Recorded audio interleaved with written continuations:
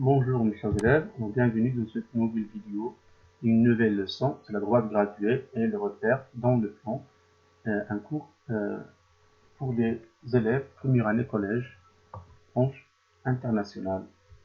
Alors on sait déjà c'est quoi une droite graduée et maintenant on doit faire un petit rappel c'est quoi une droite graduée et définir c'est quoi un repère dans le plan. Alors on commence.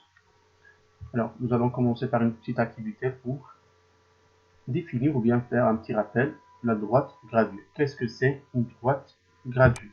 Alors une droite graduée, c'est une droite qui a un sens. D'accord? Alors le sens n'est pas nécessairement toujours vers la droite, il peut être vers la gauche, mais souvent on utilise le sens vers la droite. Et là aussi, un point qui est nommé l'origine. Ce point, l'origine, elle est repérée sur la droite par un nombre, c'est le nombre 0.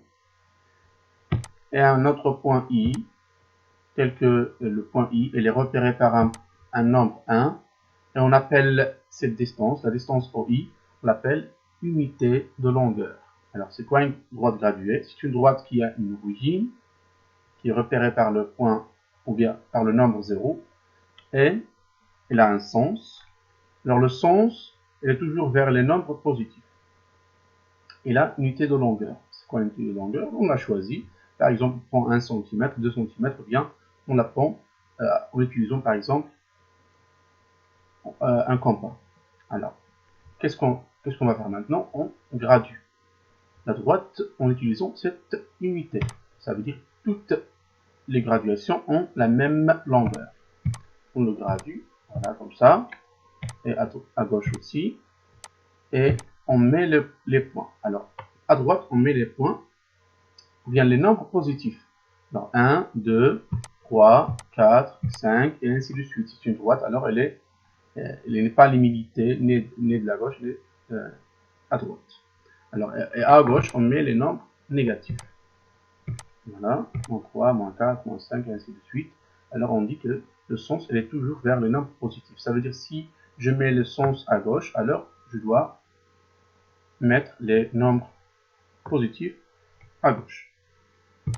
Alors maintenant, on dit le point O est repéré par le nombre 0. Ça veut dire la position du point O, elle est repérée par le nombre 0. Alors le nombre 0 est appelé l'abscisse.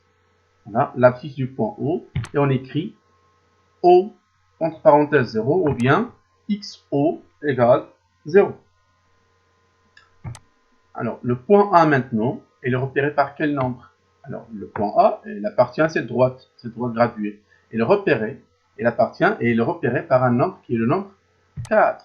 Alors le nombre 4 s'appelle quoi? C'est l'abscisse du point A. Et on écrit A entre parenthèses 4 ou bien XA égale 4.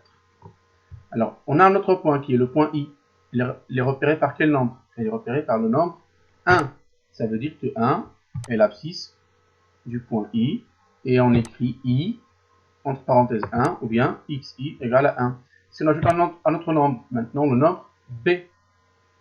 Alors le nombre B est repéré par le nombre moins 3.